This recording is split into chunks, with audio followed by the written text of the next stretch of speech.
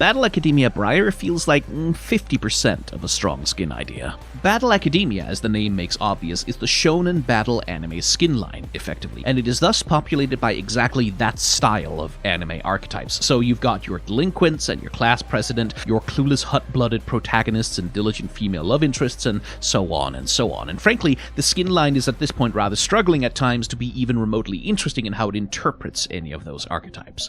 Briar, then, is trying something a little bit new for the skin line. She is a goth kid, and that is something we've not really had in here before. With a fairly dark and dour color scheme and a fairly simple costume, Briar does stand out among the crowd of brightly colored anime main characters that she's surrounded by. And call me pleasantly surprised that they didn't do anything to make her frenzy mode look any less horrifying and ugly. There's no precious cutesy caricatured anime girl anger here. Briar looks like a goblin from hell, just like she should. My main problem with the skin, though, is the pillory, because with no explanation given for it in the sparse skin lore, and no explanation for it being evident in the thing itself, it sort of loses its connection to the core of her character. In her base form, Briar looks much more weird, even without frenzy, with blood-red eyes and dark bags under them, tentacle hair, and claw nails on red-stained fingers. Even in her calm form, she hints at her capacity for violence, and her pillory has sharp spikes pointing towards her neck that clearly outline it as a hostile control element, something put there by someone who doesn't like her to control and manage her. So there's storytelling there. In Battle Academia, though, first of all, Briar just looks way more normal. She just looks like a regular teenager. There's none of that implication of danger, and the pillory is just this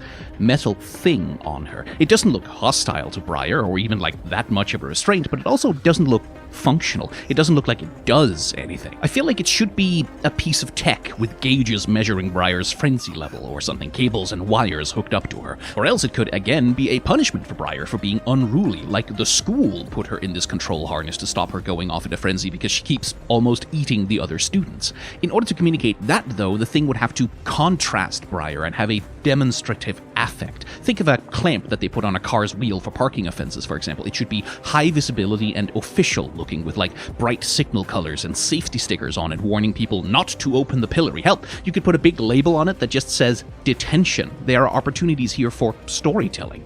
Instead, the pillory is just kind of there. It's there because it has to be there, but not because it adds very much. It doesn't tell much of a story.